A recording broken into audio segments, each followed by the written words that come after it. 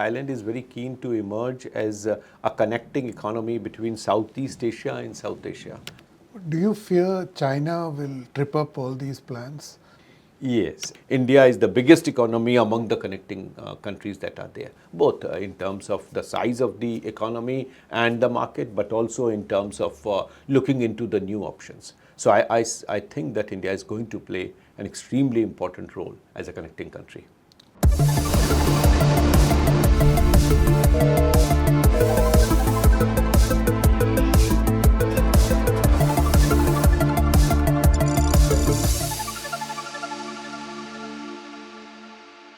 Hello and welcome to another edition of Capital Calculus. I am your host Anil Padmanabhan.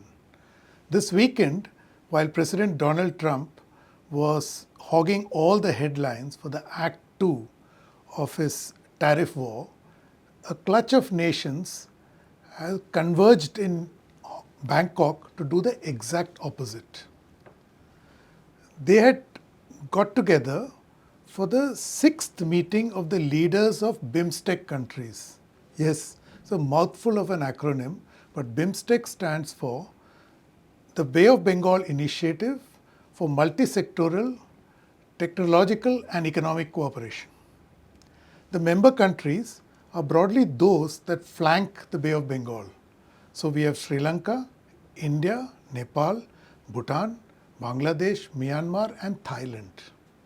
Among the big takeaways from the Bangkok weekend rendezvous is the decision to endorse the Vision 2030 document to revitalize BIMSTEC. But we need to take a pause and do a reality check at this stage. BIMSTEC has been around since 1997. It has made precious little or no headway since then. So why do we believe that this is the point where BIMSTEC would realize its potential? Similarly, why is India so invested in BIMSTEC? Prime Minister Narendra Modi was himself present at Bangkok. Further, can India overcome its frictions with Bangladesh, especially in the run-up to this summit meeting, to partner with probably countries like Thailand to steer BIMSTEC to realize its potential? To answer all these questions and more, we have in our studios today Sachin Chaturvedi. He is the chairman of Research and Information System and a previous guest on the show. RIS is a Delhi-based think tank which consults with the government on a host of issues, including BIMSTEC. Welcome to the show, Sachin. Thank you. Sachin, I wanted to begin on the point where I mentioned this very interesting coincidence. While President Trump was heaving against global trade, you had this clutch of countries converging in Bangkok to discuss the exact opposite. So your first thoughts? Anil, that's going to be the way forward. As you would see, global cooperation, global trade, global investment flows. With US position, people are expecting that to slow down, giving way to more regional approaches to come in. Regional configurations to get prominence and also bring in the regional value chains, production lines to align and also the investment agreements to go forward. And this is precisely what BIMSTEC has tried to do. You would see many more similar arrangements like, for instance, the AFC, FTA, African Continental Free Trade Agreement. They have re-emphasized their commitment in terms of taking the African regional trade integration forward. We are seeing CARICOM countries getting together. The Mercosur has already issued a statement. So you are realizing that more of regionalization of trade, investment, technology and finance linkages are going to re-strengthen partnerships and creating, as you said, global public goods rather than undoing them. So that's interesting. What you're saying is actually President Trump's actions will further this kind of regional groupings. Yes. So will it give fresh life to BIMSTEC? Definitely, not just BIMSTEC, but let us also discuss EU. Look at the new wave of regional cooperation among the European countries. The fact that Germany and France were not ready to cooperate on multiple fronts. Now they have agreed to take the whole thing forward. Even the East European countries who were more demand oriented rather than contributing to the process have now come around and are contributing. So you are realizing the fact that things which hitherto were left for US leadership to barge in and lead everyone, US has automatically left that space. And this is now being taken up by regional leaderships. BIMSTEC is also going to go forward in that way. The 6-page long declaration, along with, as you rightly pointed out, Vision 2030, backed by eminent persons group, I think is going to contribute in a major way how we look at regional cooperation in South Asia. Interesting. So tell me something that what you just mentioned about Europe, how enemies are becoming allies given the new circumstance. We saw something similar play out at Bangkok. In the run-up to the BIMSTEC, Bangladesh was making all kinds of provocative remarks about India. But interestingly, India just shrugged them off, or at least they didn't respond publicly, and went ahead and invested more in the BIMSTEC summit and pulled off what you said, the Vision 2030 document. Were you surprised? Not at all. I think if you look at, and you also observed in your initial remarks, why Prime Minister Modi is invested in the region. If you look at BIMSTEC, it was established in 97 and met only twice, 2004 and 2008, and after that no meeting. Till PM called for a BIMSTEC meeting in 2014. And that was the third one. And 25, we are holding the third summit in his tenure. So this was the sixth summit in Bangkok. And now the cycle is established. Around 9 such centers are established, which are going to reinforce sectoral level dialogue among the BIMSTEC countries. India has enhanced financial contribution to it. So you can see multiple avenues within which we are trying to invest our energies, we are trying to invest our resources, our people, also providing them training here at multiple institutions that we have shortlisted. So you would see more and more such efforts deepening cooperation. With Bangladesh, yes, public outcry that was there about the minorities and their fate and response of them of claiming the whole northeastern India landlocked, and then they're trying to leverage their strength in terms of ensuring or blocking connectivity for that region. I think it was good that MEA did not respond to that. Nobody responded. But we have shown other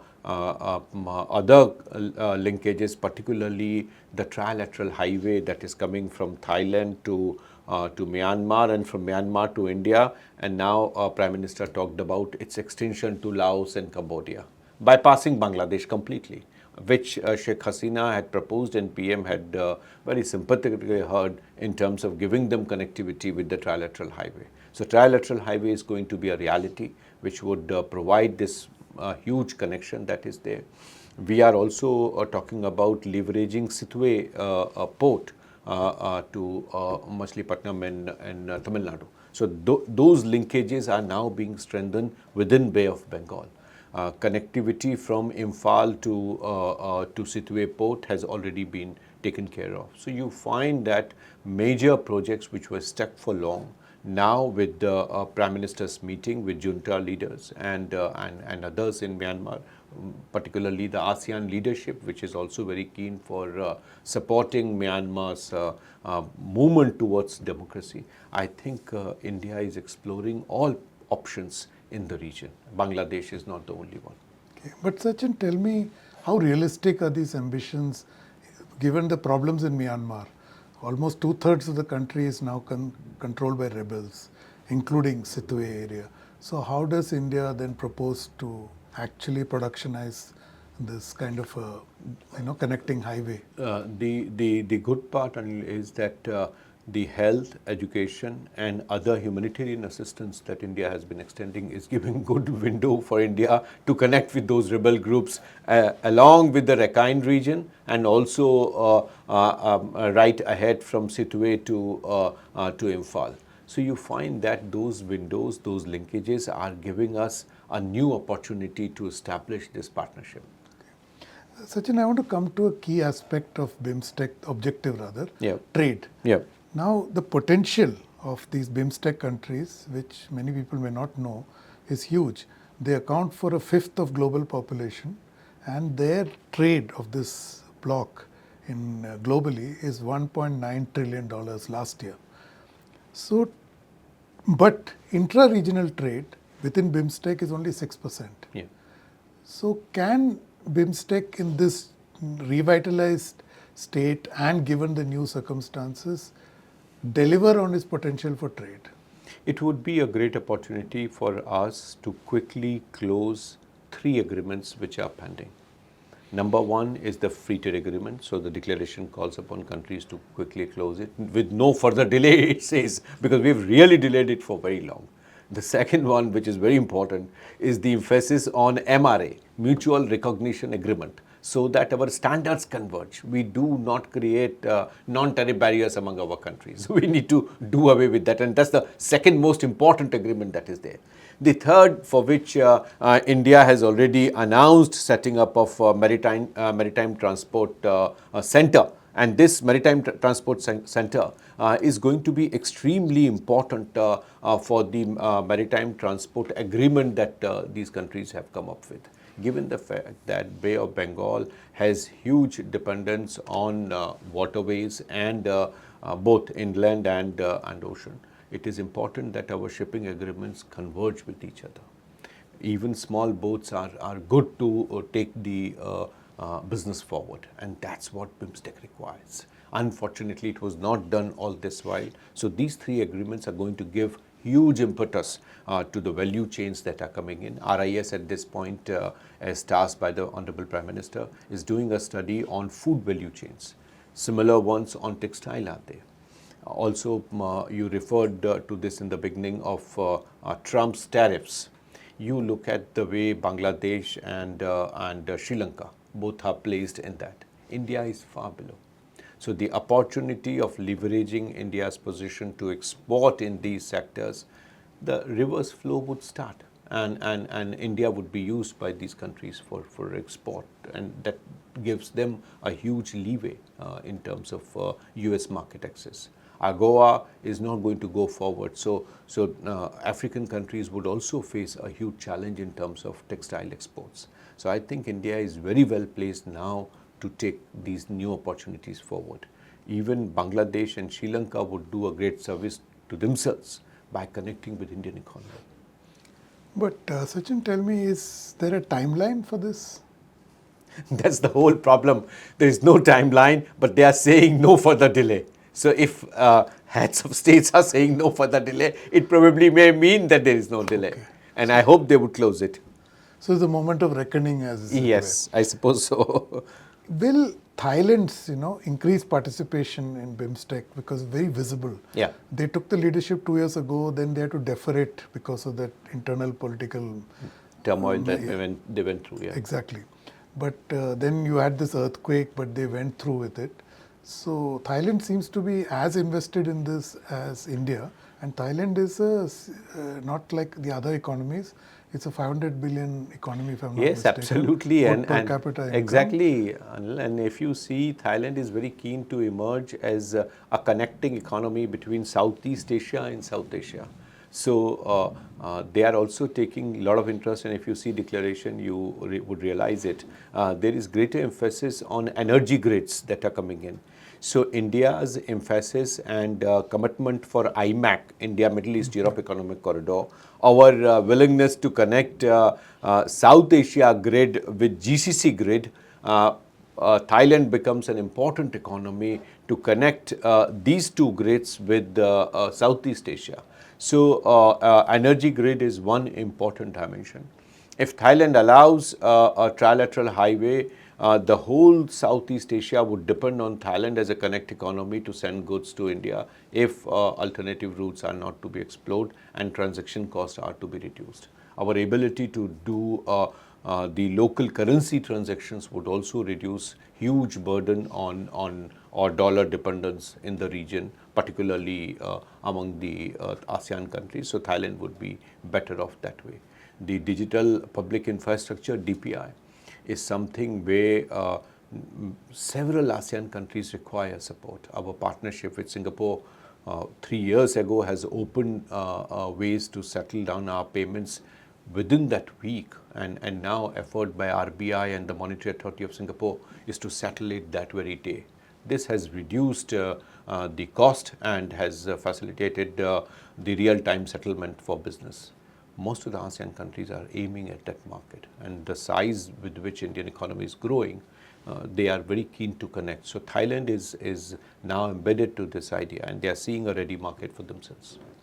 Do you fear China will trip up all these plans? Because they were not going to be very excited that as a regional grouping sans them.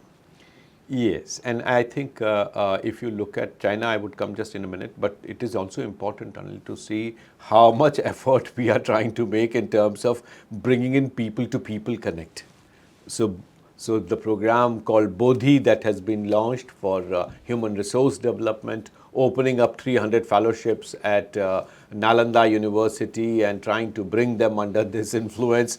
You would see Prime Minister's very clear-cut agenda in terms of bringing cultural connect among countries, civilizational ethos, the Bali Jatra that was emphasized. You find multiple ways of connecting people. And this China cannot neutralize. And this is, I think, our edge in the region, which hitherto the foreign policy through Look East and Act East has tried to leverage, but with Prime Minister's emphasis, it has got far more pronounced. And I think this would give the heft that is required to our economic partnership. But more than economic partnership, the cultural and diplomatic connect probably would be far more important. You know, a little while ago, you mentioned a very important point of connector countries and how Thailand is trying to position itself there. I think India too is trying to become a connector country to all other countries in the world, including the United States. So do you believe that this is the new emerging world order where you'll have these connector countries playing a dominant role in the global economy and in the supply chains that are likely to be created? Definitely. If you look at this very interesting paper last year, IMF came up with, where they identified US and China as two verticals on trade in the global economy. And globally, the trade is growing only at 2.2%. But if you see in these verticals, particularly led by China, the growth has the trade growth has multiplied by 9.4%. Among the US and the US bloc, the countries are not growing that fast. As a result, trade is also slowed. But there are countries which are taking advantage of both the verticals. So around 30 countries are concentrated around China vertical, and around 14 countries are concentrated around US. But there are 6 or 7 countries, India, Brazil, Indonesia. These are the connecting countries. They are providing far bigger push to economic growth in both the verticals. So these economies are going to play a very important role given the size of India's expansion. India is the biggest economy among the connecting countries that are there, both in terms of the size of the economy and the market, but also in terms of looking into the new options. So I think that India is going to play an extremely important role as a connecting country. So tell me, is that why not just India, but all these connector countries you named, are they authoring new trade routes? You have IMEC, you are now talking of this trilateral highway. Definitely, because deliberately efforts are being made by these countries to avoid BRI and do not get into any kind of confrontation with China. And also, as Trump's policies are unfolding, also trying to avoid initiatives which may provoke further reactions by this administration. So they are playing very safe in the global economy, which I think is very conducive for smaller economies to contribute. Their expansion in their own infrastructure, their expansion in domestic economic growth-led development model, I think is going to contribute immensely in terms of how we look at the global scenario, particularly the global institutions, and also the way regional cooperation would happen. And you would find that Indonesia, India, Brazil, they are embedded in several regional processes, and they are playing some very important role there. And I think this collectively would mean a huge to the trade and peace in the respective regions. Finally, Sachin, then is this the time for India to get its act right and fix its domestic competitiveness, which has been struggling ever since India acquired independence? Is this the moment? That's absolutely right. Indian economy would have to see how our credit is made available at a cost, capital is made available at a cost which is affordable, competitive. So the rate of interest would have to be seen. I hope MPC would do more that is required in that regard. The banks should make the credit available to people. Infrastructure, fortunately, has got a huge push, and Finance Minister, as you are very closely following, she's successively committing more resources for infrastructure. MSME and larger firms, a good balance in the policy push is coming in. Skills are there. So I don't think if we have anything which is lagging now in terms of the rubric to come together and bring in the heft that we need in our growth process. Larger efforts in terms of economic reforms, particularly labor laws, which states have to do. So greater push in terms of state-led economic development probably would be the way forward for us, which should be done at the earliest. But I would flag a glaring omission, regulatory overreach, or what I call red tape babugiri. This is something which is unfortunately, even with PM's full pressure, only some space has been yielded, much more is required. And there again, I think if I can add to your list, the other is our statistical system, our parameters on which we measure the delta that we are all looking for. So I think these two things we need to put in shape. We'll stop at that. You heard Sachin, this is that President Donald Trump's tariffs may be causing a global mayhem. At least the stock markets are spiraling downwards. People are talking of another Black Monday. But in terms of trade, particularly in spurring regional trade cooperation, blocks like BIMSTEC, this is a terrific moment. But we need to take a reality check, as exactly how Sachin pointed out. There are a slew of things that India has to do to seize the moment. Top among them, I never tire of stating this, is regulatory overreach, babugiri, red tape, call it what you may. But India has to fix this to seize the moment, because this is a once in a lifetime chance that comes begging, and presumably India will make the best of it, and BIMSTEC would be one of the turning points in India's economic growth story. Thank you for watching. Don't forget to subscribe to StratNewsGlobal.Tech on YouTube. Hit the bell icon so that you don't miss any updates. And please do share your thoughts, ideas and suggestions with us. I'm available on Twitter or X at Capital Calculus. I'll be back next week with another episode. Till then, stay safe.